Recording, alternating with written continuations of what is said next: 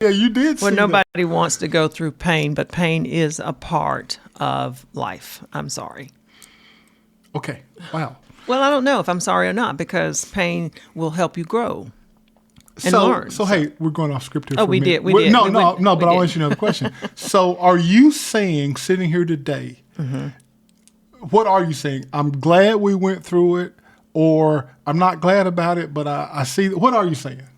I'm saying God taught us a beautiful lesson through the hard, difficult financial time that we went through. That's what I'm saying today. Okay. That's the best I can say it. Wow. You know, there are times when I go, hey, Lord, I see what you were doing, are doing, and I see how this was necessary. But then there's also a part of me that goes, hey, wow, you know, maybe I could have just read a book about somebody else doing it. Hey, I'm gonna tell you an interesting story. Okay, let's hear it. This is an interesting story. In the middle of going through this, and this being, we've lost our home. You know, I've taken a job, gotten a job by the grace of God, where I'm making $40,000. Well, okay, I started out making $36,000 a year. Now this ain't 25 years ago. This is recent history too, in the last 8-9 years. Yeah. So business closes. I'm out of work. I'm not bringing in any income. Thank God you're working at that time. You were working in the mental health center, right? Yes, I As a mental was. health therapist. So you're working. And working part-time in my own practice. Oh, in your own practice. So you're the only one working. So I get this job as the director of youth ministries at New Hope Church in Jackson, our church. I start out making $36,000 a year when I had weeks in the past where I made $36,000. I know. But hey, a year later, I did get a raise to $40,000. I did get a raise. I remember Maybe you shouldn't be telling that, but go ahead. well, no. Why should I be telling? No, I did get a raise. I mean, so I didn't stay at $36,000. I moved up to $40,000. Wow. But the point is, in the midst of all of that, a lady came into my office. She said, "Hey, can I come in and visit with you in the church office there?" And she told this story. And this is an interesting story to me. She said, "Hey, Jim, I want to tell you a story I've never shared with anybody." And I don't know the lady that well, so I don't know what she's about to say. She said, when my husband passed away, he left me $1 million. And she said, and I have lost all of that money. Now, I don't know how she lost it. I don't know what happened. I didn't ask any questions. I'm just listening. And here's what she said. And I'm telling the story about how God uses people, even if you didn't volunteer to be used. Right. So here's what she said to me. She said, I've been so embarrassed about this story, so depressed, so ashamed. I've never shared this story with anybody. She said, and the paper had done a story the week prior about our loss. Right. And now how we're trying to rebuild and we lost everything. So she read the story in the paper. So she said, I've never shared this story with anybody. I've been so embarrassed. And then she said, but when I read your story, I feel so much better. And it was like relief. You know, it was like you could tell the story had helped her, right? Right. So she thanked me, you know, so glad that we had helped her like that. And I remember her leaving my office. And you know what I said? Watch it. Really, God? This what you doing now? You got me going through stuff to help other people? I ain't that magnanimous. What's the word? Magnanimous. Magnanimous. Whatever the word is, I ain't that. Magnanimous. I'm not that magnanimous. Okay. I never would have volunteered to go through stuff. Hey, I know what you're saying. Hey, Jim, maybe you saved this woman's life. Maybe she was suicidal. Would you have volunteered then? I don't want to answer. I don't want to answer the question. I don't want to answer the question. Yeah, but that was a great lesson in how, hey, we playing checkers. God's playing like master level chess. You know what I'm saying? So he's using stuff to help other people. So here's the point that we're making. We're about to talk about some common intimacy blocks. And we have personally experienced, so you mentioned stress, shame, exhaustion. I mean, there was a level of shame to what we went through. I mean, it was somewhat embarrassing, although we were very comfortable sharing our story. I think you were more uncomfortable with sharing the story than I was. Right, I was, and it was the shame. Why were you so uncomfortable? Because I think it was the pride in me. That's a shame. That's a shame. I call it what it is. That's exactly what it was. It was pride. I felt like I shouldn't have to have gone through that, but God knew better, and I'm not the creator of myself.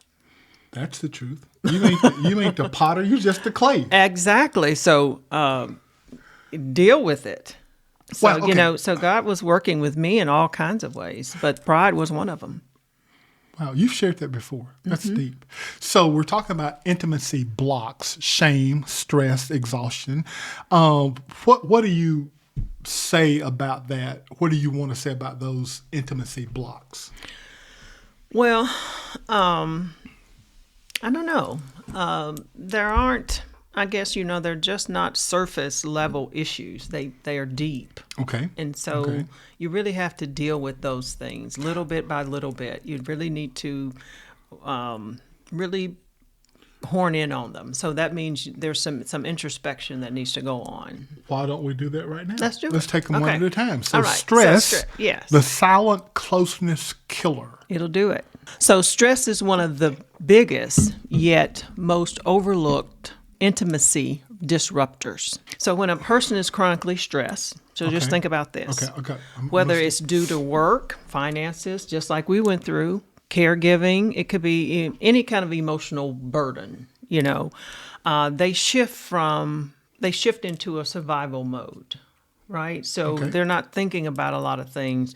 They activate the nervous system in a way that I guess I would say makes you emotionally and physically the openness becomes difficult because you're like I said, you're in survival mode. So you're not as open. Does that make sense? One of the things that I'm getting from what you said is that when people are in survival mode, there's something about that mode that makes them, whether they mean to or not, selfish.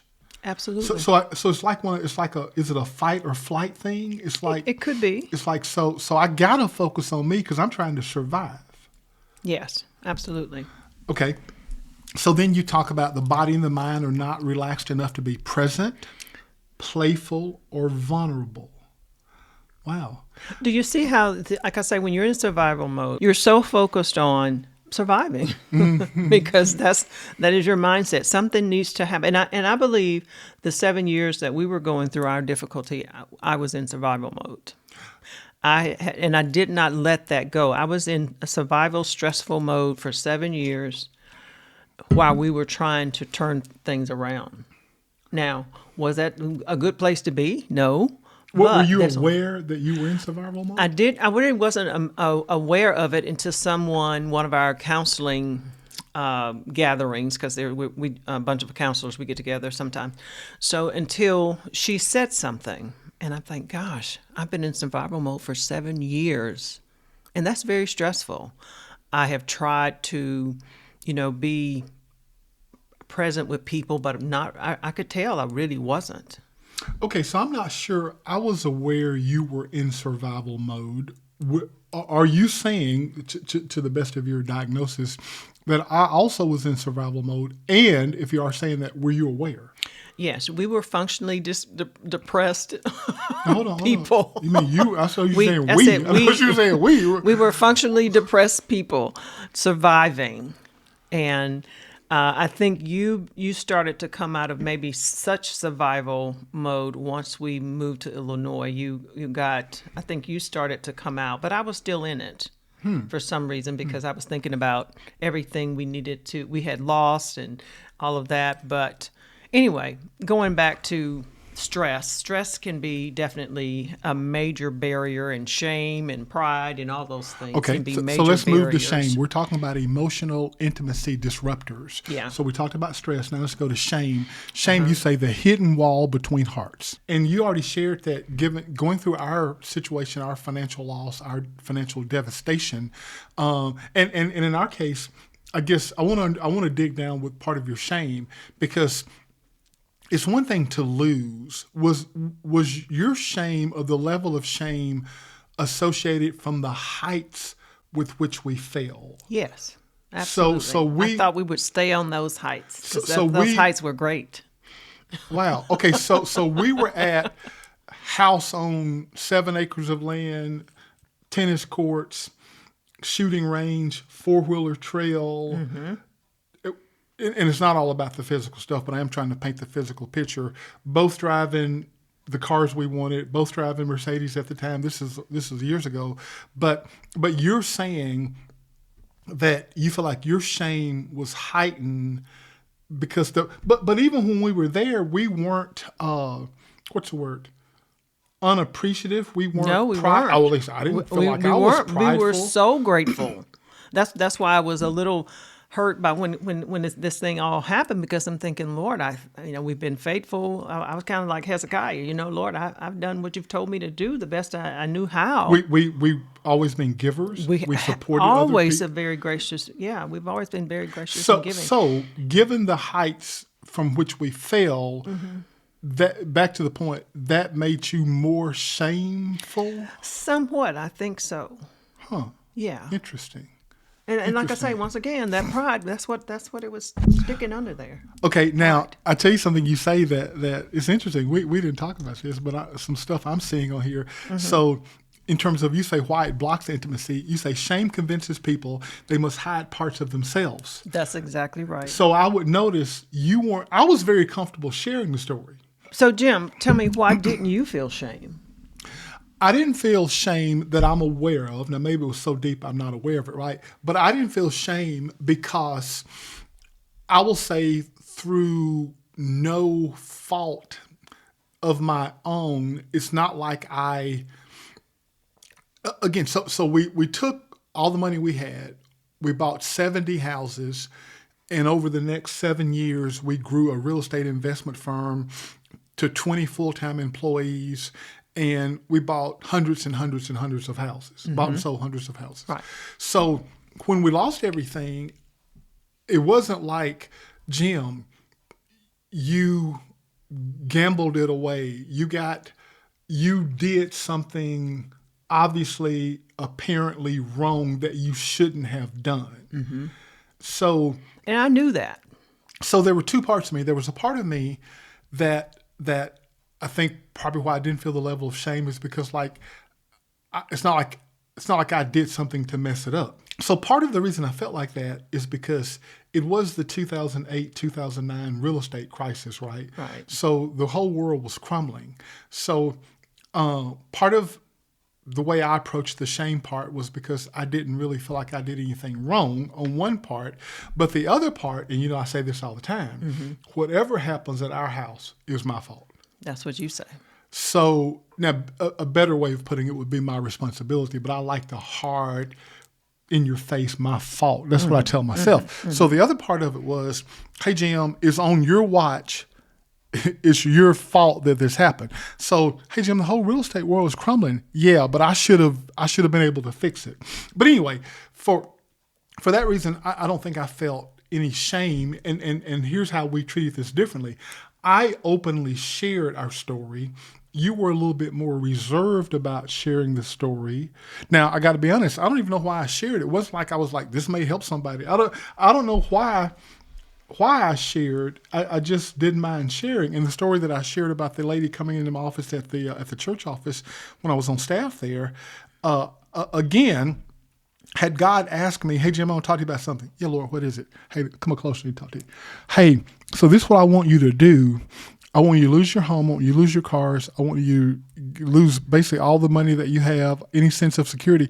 Hey, I think I would have interrupted. Lord, but isn't my security in you? anyway, I want you to lose everything. But Jim, you're going to be able to help a lot of people. Mm-hmm. Are you down with it? Are you down with this? Oh, no. No, Lord, I ain't about. I probably said this. You know what I do? I got some great candidates that I would propose that you take. Because, see, you could take this guy, and then I could learn the lesson from him. But it was for us. And you know what? It's been the best. Be careful. It's been the best.